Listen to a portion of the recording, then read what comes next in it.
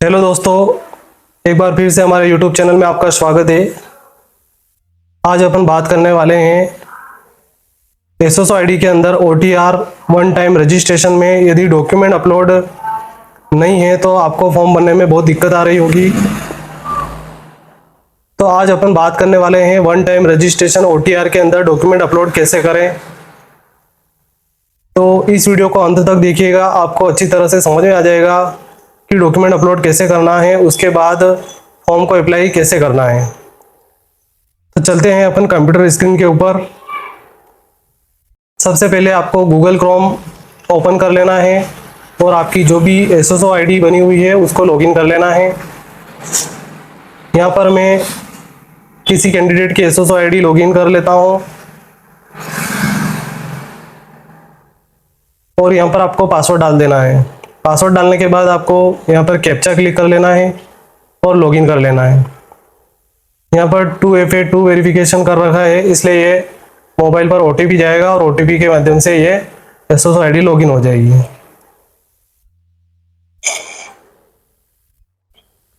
सबसे पहले आपको एसोसो आईडी लॉगिन कर लेनी है। लॉगिन करने के बाद कुछ इस प्रकार का इंटरफेस यहाँ पर दिखाई देगा। आपको यहाँ पर बहुत सारे ऐप दिखाई दे रहे हैं। आपको यहाँ पे रिक्वायरमेंट पोर्टल ढूंढना है। अगर नहीं मिलता है तो आपको क्विक सर्च में आप इसको सर्च कर सकते हैं। सर्च करने के बाद ये रिक्वायरमेंट पोर्टल फर्स्ट वाले पे क्लिक करना है। आपको क्लिक करने के बाद ये नया इंटरफेस खुलेगा। यहाँ पर आपको दिखाई देगा वन टाइम रजिस्ट्रेशन। इस वन टाइम रजिस्ट्रेशन के अंदर जाकर भी आप अपने डॉक्यूमेंट को अपलोड एडिट कर सकते हैं। यहाँ पर आपको देख लेना है कि आपके नेम, फादर नेम वगैरह में किसी भी प्रकार की कोई मिस्टेक ना हो। अगर मिस्टेक है तो आप फेच डाटा करके आप इसको सुधार कर सकते हैं। तो अपन चलते हैं डॉक्यूमेंट अपलोड के ऊपर।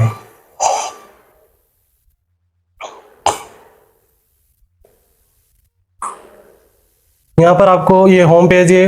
होम पेज पर आपको स्क्रॉल करना है तो यहाँ पर आपको बहुत सारे वैकेंसीज दिखाई देगी, जहाँ पर अपन क्लिक करेंगे CET कॉमन एलिजिबिलिटी। तो मैं अप्लाई कर रहा हूँ तो यहाँ पर लिखा हुआ आ रहा है document are incomplete, please update the required in information to provide with the application.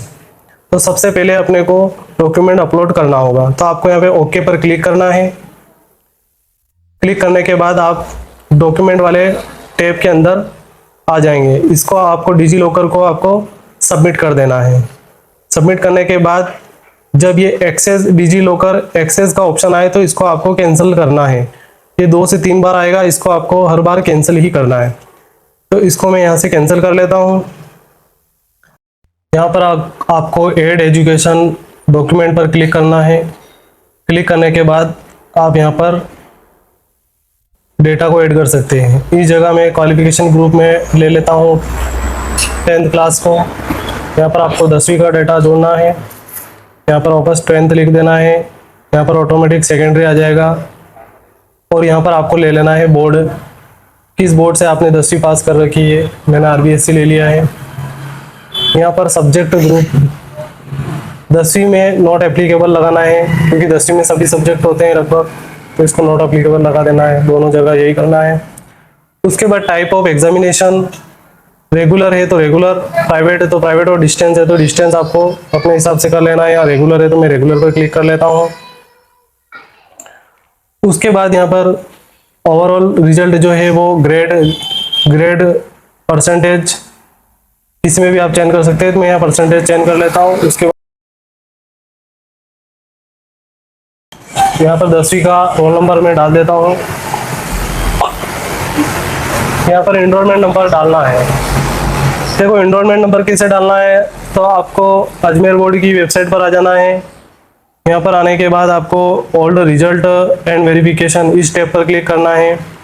यहाँ पर क्लिक करने के बाद आपको कुछ इस प्रकार का इंटरफेस खुलेगा। यहाँ पर आपको ईयर चेंज कर लेना है, आपने 10वीं कब पास की है, और उसके बाद यहाँ सिलेक्ट एग्जाम, जैसे सेकेंडरी मेन अगर सप्लीमेंट्री है तो सप्लीमेंट्री पर टिक करना है।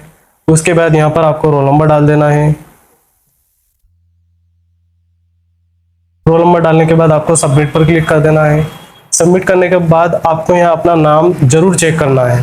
अगर नाम किसी और का आ रहा है तो आपको रोल नंबर वगैरह सही चेक करके वापस से डाल के आपको वापस अपना रिजल्ट निकालना है। देखो यहाँ दूसरे का रिजल्ट आ रहा है, तो मैं वापस से सही रोल नंबर डालता हूँ और अपना रिजल्ट निकाल लेता हूँ।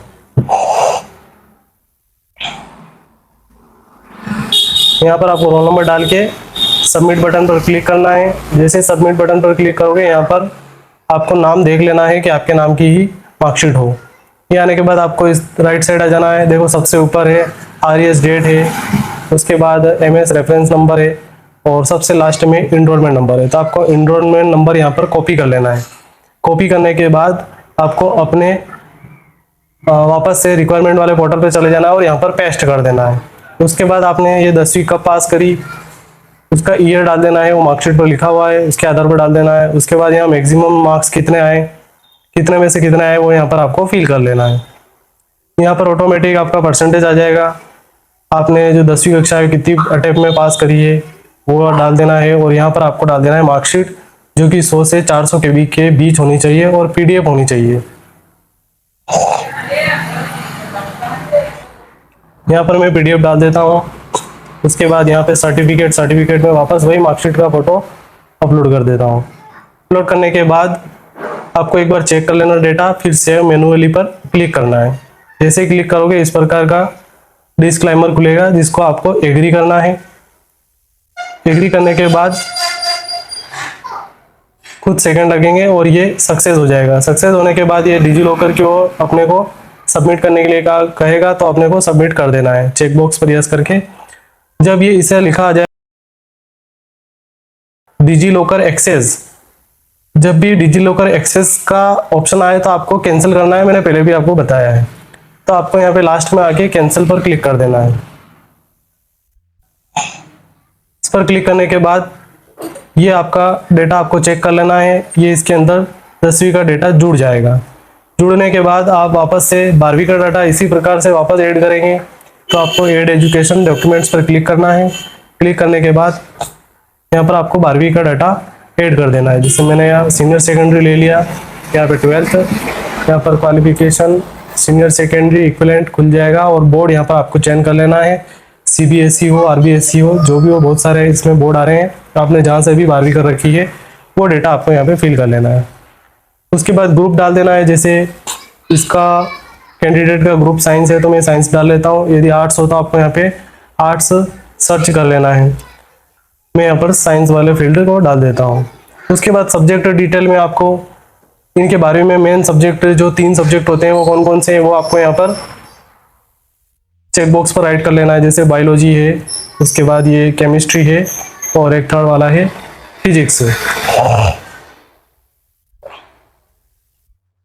यहाँ पे मैं फिजिक्स वाले के ऊपर चेक बॉक्स पर क्लिक कर लेता हूँ और ये हो गए ऐड अपने तीनों सब्जेक्ट ऐड होने के बाद यहाँ पर type of examination regular, private, distance जैसा है वो भर लेना है। फिर यहाँ पर आपका रिजल्ट किस में आया है, परसेंटेज या CGPA, वो चयन कर लेना है। फिर यहाँ पर आपको 12वीं का रोल नंबर डाल देना है। 12वीं का रोल नंबर डालने के बाद आपको इनरोलमेंट नंबर डालना है। तो वापस से आपको वही BSER वाली वेबसाइट पर चले जाना है, ओल्ड रिजल्ट वाले ऑप्शन में, और यहाँ पर आपको ईयर चयन कर लेना है। कौन से वर्ष में आपने 12वीं पास करी है वो आपको यहाँ पर ले लेना है।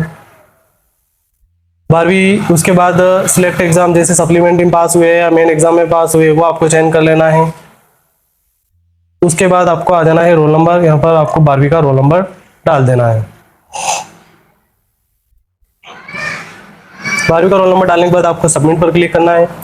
सबमिट करने के बाद आपको आपका नाम जरूर चेक करना है कि आपके नाम की ही मार्कशीट ओपन हुई है या नहीं। उसके बाद आपको यहाँ पर देख लेना है। देखो ये आरईएस डेट ऊपर है, उसके बाद ये MS reference number second number पे है और लास्ट में इनरोलमेंट नंबर मिलेंगे। आपको यहाँ से कॉपी कर लेना है। कॉपी करने के बाद वापस अपने रिक्वायरमेंट वाले पोर्टल पे चले जाना है और यहाँ पर आपको पेस्ट कर लेना है।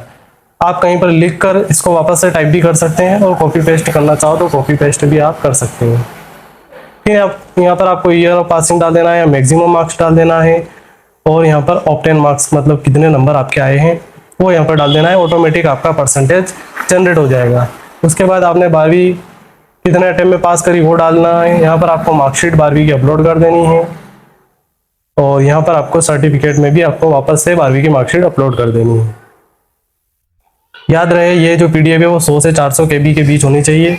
उसके बाद सेव मैनुअली पर टिक करना है, चेक बॉक्स पर क्लिक करना है, एग्री पर टिक करना है।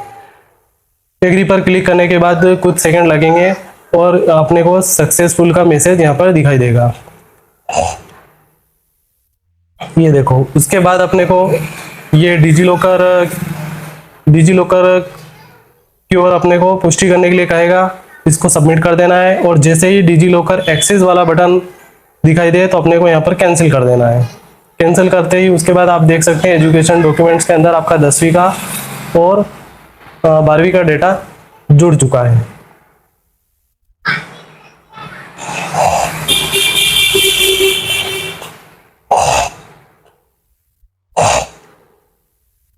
इसी प्रकार से आप अपने ग्रेजुएशन जो फाइनल हो चुकी है उसका डेटा भी आप यहाँ पर ऐड कर सकते हैं। तो सबसे पहले मैं क्वालिफिकेशन ग्रुप के अंदर चयन कर लेता हूँ ग्रेजुएशन लेने के बाद आपको क्वालिफिकेशन लेवल ग्रेजुएशन लेवल डाल देना है।